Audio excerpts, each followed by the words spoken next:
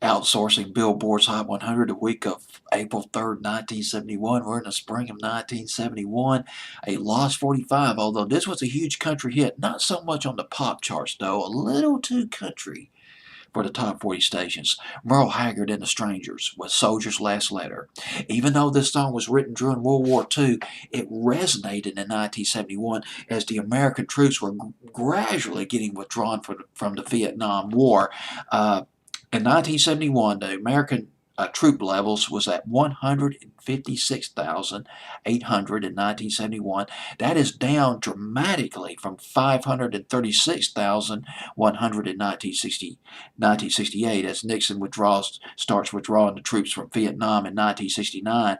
By 1972, the troop levels will be down to 24,200, and then 1973, about 50 troops left in Vietnam. But this song still resonated as there was still a lot of divisiveness over the Vietnam War tore at the very fabric of American society.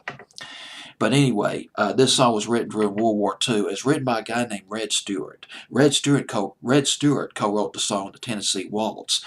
Red Stewart was drafted into the Army in 1942 rather, after the Japanese attacked Pearl Harbor.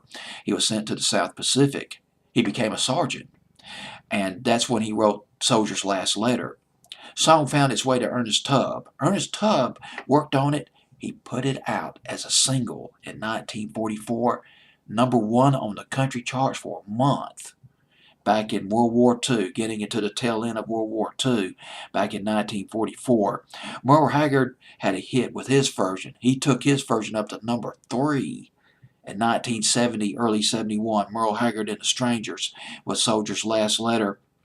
But on Billboard's Hot 100, 3 weeks, number 91 to number 90. Peaked at number 90.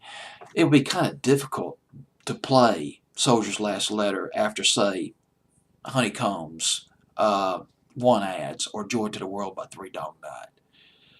I mean, it would be cool. I wouldn't object to it, but then somebody would call up the top 40 station and say, "Man, what the hell are you doing playing all this redneck music, country music, man? I thought you guys were a rock and roll station." Don't you think you're playing too much country? You're playing the hell out of Rose Garden by Linda Anderson. I mean, come on, give me a break. Something like that. But this is a brilliant record, though. It's a universal song. And here it is, Merle Haggard and the Strangers. Soldier's Last Letter, number 90, the week of April 3rd, 1971. Billboard's Hot 100.